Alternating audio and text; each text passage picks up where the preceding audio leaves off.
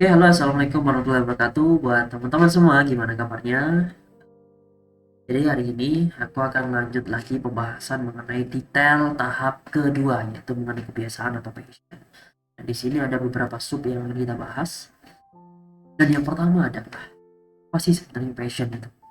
Passion itu adalah hal yang kita lakukan secara berulang-ulang yang tidak membuat kita capek, lelah, dan mengenal waktu. Itu adalah salah satu passion. Jadi kalau teman-teman suka misal nge-games, maka ya udah jadikan itu sebagai passion dan jadikan itu sebagai feedback untuk memberikan kontribusi kepada kita dalam bentuk apapun itu, entah menjadi gamer yang profesional dan lain-lain. Karena ada satu kisah yang mungkin sangat membuat aku terinspirasi adalah ada orang tua khususnya ayahnya itu menyuruh anaknya untuk tidak usah lanjut sekolah dan dia bermain game aja, dan sekarang dia menjadi gamer profesional dan dia goals dengan apa yang dia tekuni. Selanjutnya adalah mungkin bingung nih, passionku di mana. Nah, kebingungan itu biasanya terjadi karena terlalu banyaknya kita mendapatkan referensi. Itulah kenapa dikatakan mungkin ya, kalau semua mata pelajaran itu bagus nilainya dan kita paksa untuk bagus nilainya, sehingga kita akan bingung kita akan menjadi apa gitu kan, atau kita menyukai apa gitu kan. Nah, hal-hal yang tidak disukai maka eh, dipaksakan gitu untuk suka, dan akhirnya itu tadi bentuknya.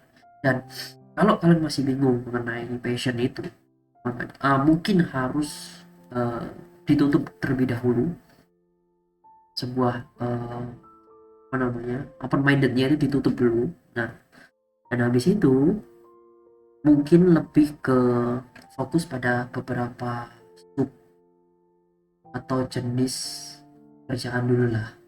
Kerjaannya apa, detailkan dulu lah. Nanti kalau udah kayaknya mau tertarik di sini deh, udah, setelah itu maka tutup dulu semuanya, yang lain tutup. Nah, lalu pelajari mengenai itu secara mendalam. Yang membuat kita bingung dan tidak fokus adalah ketika kita sudah memulai itu atau mendalami itu, kita melihat ada sesuatu yang menarik nih yang lainnya, dan akhirnya kita mendalami itu juga, dan itulah yang membuat kita tidak pernah mendapatkan passion kita dan tidak akan pernah melakukan kebiasaan yang kita suka itu. Dan itu akan uh, rentan dengan kegagalan gitu kan. Nah, selanjutnya, apakah passion itu membutuhkan modal? Ya, tentu passion itu membutuhkan modal, dan modalnya itu relatif tergantung teman-teman masing-masing. Kalau semisal membuat, anggap aja ya, kita mau buat jualan kue misal. Nah, jualan kue itu sangat bervariasi. Misal nih, kita bisa melakukan strategi pertama dengan modal yang minim. Ya udah, buat aja itu dulu. Lakukan itu dulu. Mau itu laku atau tidak, lakukan itu dulu. Ikuti prosesnya dan rasakan kegagalannya, rasakan keberhasilannya. Dan mulai saja dulu. Mulai saja dulu. Mulai saja dulu. Jadi tidak perlu uh, terlalu banyak planning, sekali planning langsung dijalankan. Mulai saja dulu, itulah kuncinya. Dan selanjutnya,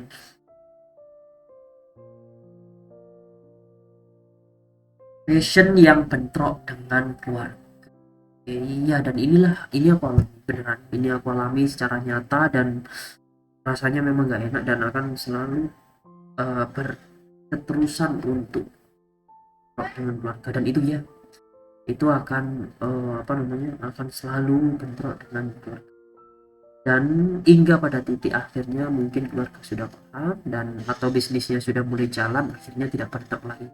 Jadi sebenarnya kalian tidak perlu membicarakan atau memberitahukan mengenai bisnis kalian kepada orang yang tidak mensupport kalian.